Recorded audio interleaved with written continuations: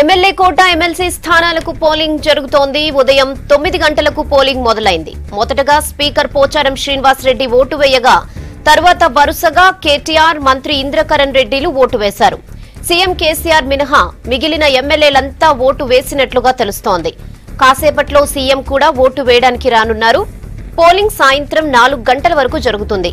సాయంత్రం 5 గంటల నుంచి ఓట్ల లెక్కింపు ప్రారంభం కానుంది.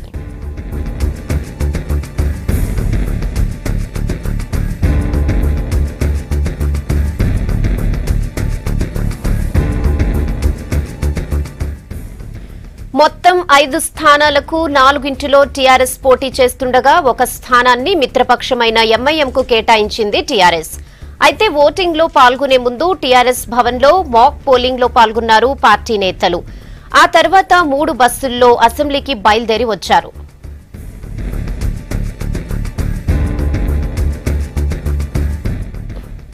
ఇక భవన్ నుంచి ఎమ్మెల్యేలతో పాటే బస్సులో అసెంబ్లీకి వచ్చారు TRS party working president KTR. అయితే ఒక్కరిద్దరు ఎమ్మెల్యేల ఆరోగ్యం సరిగా లేకపోవడంతో డైరెక్ట్ గా అసెంబ్లీకి చేరుకున్నప్పటికీ అందరితో కలిసే ఓటింగ్ లో పాల్గొన్నారు.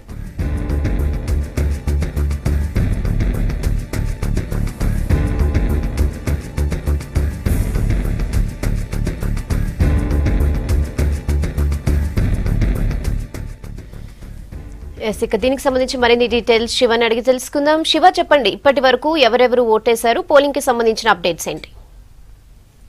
ఇప్పటికీ 97 మంది ఎమ్మెల్యేలు ఓటాకు వినియోగించుకున్నారు. టీఆర్ఎస్ ఎమ్మెల్యేలందరూ కూడా 3 బస్సుల్లో ఇక్కడికి వచ్చారు. తెలంగాణ భవన్ నుంచి లైన్లో నిలబడి ఒకరి తర్వాత ఒకరు అందరూ ఓటాకు వినియోగించుకున్నారు. ఎంఐఎంకు సంబంధించిన ఎమ్మెల్యేలు కూడా ఒకేసారి గ్రూప్గా వెళ్ళి వాళ్ళ ఓటాకు వినియోగించుకున్నారు. సీఎం కేసీఆర్ తప్ప మిగతా ఎమ్మెల్యేలంతా కూడా ఓటాకు వినియోగించుకున్నారు. మొత్తం 98 మంది కేసీఆర్తో సహా కలిపి 9 మంది ఎమ్మెల్యేలు ఓటాకు వినియోగించుకోవాల్సి ఉంది. 97 మంది వినియోగించుకున్నారు. కేసీఆర్ 11 గంటలకు వస్తారని చెప్పారు. మరికోసేపట్లోనే ఆయన అసెంబ్లీకి చేరుకోబోతున్నారు. టీఆర్ఎస్ ఎమ్మెల్యేలంతా ఓటాకు వినియోగించుకున్న వాళ్ళంతా కూడా కేసీఆర్ రాక కోసం వేచి చూస్తున్నారు. వాళ్ళంతా టీఆర్ఎస్ ఎల్పీలో ఉన్నారు. కేసీఆర్ రాగానే ఆయనతో కలిసేందుకు వాళ్ళంతా కూడా ప్రయత్నాలు చేస్తున్నారు. అంతకన్నా ముందే మాక్ పోలింగ్ నిర్వహించారు తెలంగాణ భవన్లో. వాళ్ళందరూ కూడా వాళ్ళ కేటాయించిన అభ్యర్థులకు ఓటాకు వినియోగించుకున్నారు. మొత్తం 5 మంది అభ్యర్థులకు ఎమ్మెల్యేలను డివైడ్ చేశారు కాబట్టి ముగ్గురు అభ్యర్థులకు 20 మంది ఎమ్మెల్యేలను ఓటాకు వినియోగించుకున్నారు. తర్వాత ఇద్దరికి సత్యవతి రాథోడు ఎంఐఎం అభ్యర్థి ఇద్దరికి కూడా 19 మంది ఎమ్మెల్యేలు ఓట్లు వేశారు. వారికి రెండో ప్రియారిటీ ఓట్లు కూడా వేసినట్టు చెప్తున్నారు ఎమ్మెల్యేలు. మొత్తంగా అయితే ఆల్మోస్ట్ పోలింగ్ 9 గంటలకు ప్రారంభమైన 9:30 తర్వాతనే ఓటాకు వినియోగించుకున్నారు. ముందు స్పీకర్ పోచారం శ్రీనివాస్ రెడ్డి ఫస్ట్ ఆయన ఓటాకు వినియోగించుకున్నారు. తర్వాత కేటీఆర్, ఆ తర్వాత ఇంద్రకరణ్ రెడ్డి, ఆ తర్వాత దానం నాగేందర్, ఇట్లా వరుసగా ఎమ్మెల్యేలందరూ కూడా ఓటాకు వినియోగించుకున్నారు. నామినేటెడ్ ఎమ్మెల్యే స్టీఫెన్స్ అని కూడా కొద్దిసేపు క్రితమే ఆయన కూడా ఓటు వేసి బయటకు వచ్చారు. ఇంకా టీడీపీ, కాంగ్రెస్ ఎమ్మెల్యేలు ఎవరు కూడా ఇక్కడ కనబడలేదు. అసెంబ్లీ పరిసరాల్లో కానీ ఇక్కడ ఓటింగ్ జరుగుతున్న ప్రాంతానికి కూడా రాలేదు. రోజు ఒకరిద్దరు ఎమ్మెల్యేలు వచ్చేవాళ్ళు, కానీ ఈరోజు ఇక్కడ ఎలక్షన్ నడుస్తున్నది, వాళ్ళంతా బైకాట్ చేశారు కాబట్టి బహుశా వాళ్ళందరూ ఎవరు కూడా ఎల్పీకి రాలేదు. ఎల్పీలో ఎవరు కూడా కనబడలేదు. కాంగ్రెస్ పార్టీ ఓటింగ్ను బహిష్కరించినప్పటికీ టీఆర్ఎస్ పార్టీ మాత్రం పద్ధతి ప్రకారం సీరియస్గానే ఎలక్షన్స్లో పార్టిసిపేట్ చేయాలని నిన్న కేసీఆర్ చెప్పారు. దానికి అనుగుణంగానే ఎమ్మెల్యేలందరూ కూడా కలిసి వచ్చి వాళ్ళ ఓటాకు వినియోగించుకున్నారు. పద్మారావు ఓటాకు వినియోగించుకున్నారు. ఆయన నేరుగా అసెంబ్లీకి వచ్చారు. తర్వాత తీవ్ర అనారోగ్యంతో ఉన్న కంటోన్మెంట్ ఎమ్మెల్యే సాయన్న కూడా వీల్ చైర్లో వచ్చి ఆయన ఓటాకును వినియోగించుకున్నారు. ఆయనతో పాటు వాళ్ళ కుటుంబ సభ్యులు కూడా ఉన్నారు.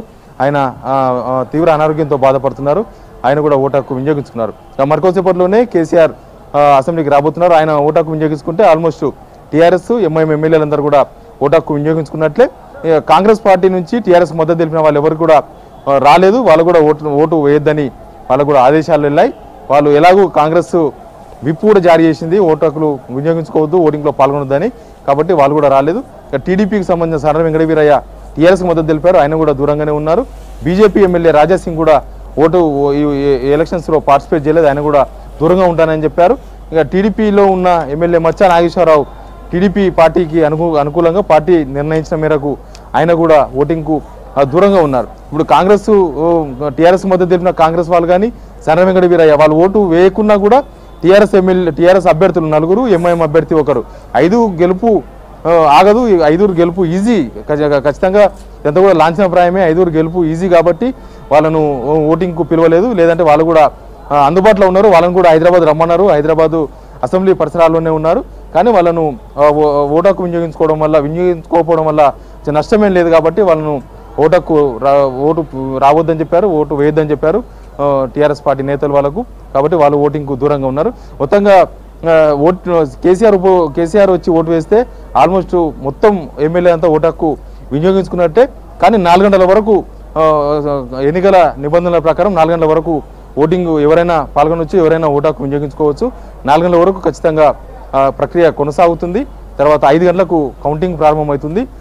కౌంటింగ్ ప్రారంభమైన తర్వాత గంటన్నర సేపట్లోనే వాళ్ళకు ఎన్నికైనట్లుగా వాళ్ళకు ధృవీకరణ పత్రాలు ఇవ్వన్నారు ఎన్నికల అధికారులు. మొత్తంగా కూడా మొన్నటి వరకు కాంగ్రెస్ పార్టీ ఎన్నికల బహిష్కరణపై నిర్ణయం తీసుకునే వరకు ఒక రకమైన ఆసక్తికరమైన పరిణామాలు ఉంటాయి. ఆ తర్వాత ఎలక్షన్ అంతా కూడా వన్ సైడ్ అయిందని చెప్పొచ్చు. కాంగ్రెస్ అభ్యర్థికి అసలు ఓట్లే వేసే వాళ్ళు లేరు, ఓట్లు వెయ్యరు, వాళ్ళంతా ఓట్లు బహిష్కరించారు. కాబట్టి ఎన్నిక కూడా లాంఛనప్రాయమే. 5 ఎంఐఎం అభ్యర్థితో సహా టీఆర్ఎస్ అభ్యర్థులు 4 కూడా గెలుపు చాలా సునాయాసం, గెలుపు కేవలం లాంఛనం మాత్రమే కాబోతుంది. Rehana. Okay Shiva, thanks for the updates.